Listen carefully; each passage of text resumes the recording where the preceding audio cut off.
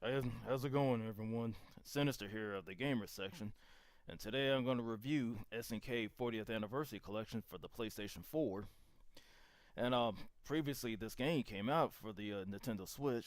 You know, it's always cool to have this game on the go. So now you get to play it at home and things like that. So it's basically a collection of games. From the beginning back in '78. When the company first founded, up until 1990. It's a variety, basically a variety. The games like Akari Warriors, Guerrilla Warfare, Athena, Sasuke versus Commander, just to name a few. And basically, I had a chance to try it out, and of course, you get to see some gameplay of how the games look and how they control. So basically, you get to see that later on. So basically, first with the menu. Now, basically, the menu is impressive, and of course, the presentation itself is also cool. You basically get your menus like the arcade, and of course you get the museum. And basically, for those who are feel nostalgic, you may want to check the museum out because basically you get a whole list of options. Basically, you get the timeline. Based like the first game that was created back in '78 up until 1990, and then that's pretty cool. And also you get another thing, basic bonus features.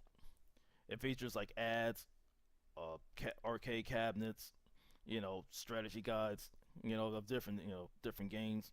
Also have ads like for the Western market, like basically like North America, because you got all the some of the titles that had to be translated into English. You get ads of those like for the American market. And also another thing is for some of these games, like some of them came up for the console, so you get a double treat. You get the arcade version along with the console version and things like that. And of course, I'll touch that in a bit. In the gameplay, it tells you what the controls are and things like that. And of course, like a neat feature is, you get to rewind those games. They feel like you're about to die, and you always want to rewind and fix your mistakes and things like that. So that's pretty cool. Also, you can have save states, things like that. So not to keep you waiting, man, I'm about to show you a few examples of gameplay like Akari Warriors, Pretty OW, and Guerrilla Warfare. Stay tuned. And here we are, the games themselves. And I'm gonna show a few prime examples of basically of arcade and consoles. Basically, I'm using Akari's example as like one of the arcade games, back in the day.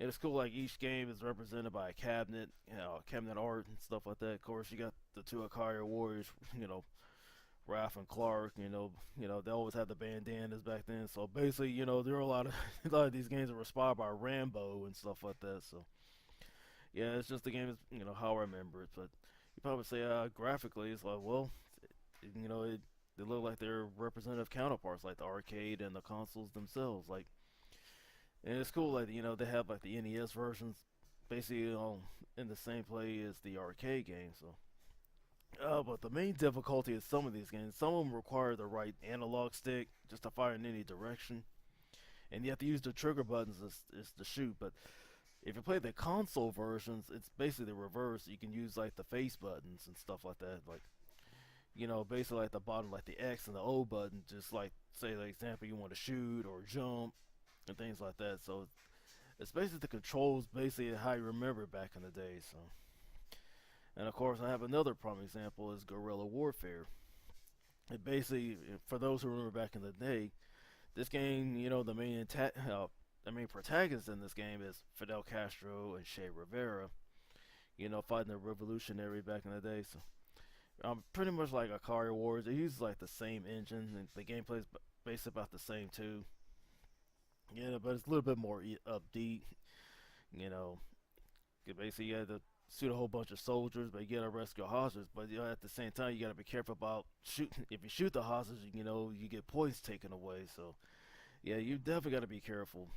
And it's pretty tricky, trying to get used to these new controls and things like that. Like a car wars, you gotta use the right analog stick just to move around and shoot, things like that. So yeah, be careful with how you aim and where you aim, and things like that. But the console version, control-wise, you should not have any trouble and things like that. So, anyways, like, what would you recommend this game to anyone?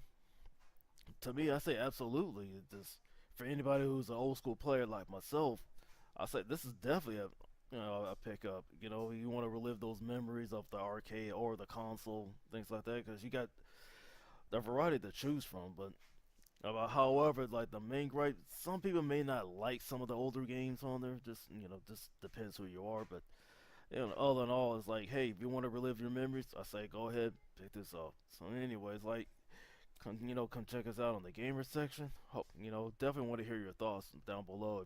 Are you gonna pick it up? Yeah, just leave your comments down below. This is Sinister. Be easy.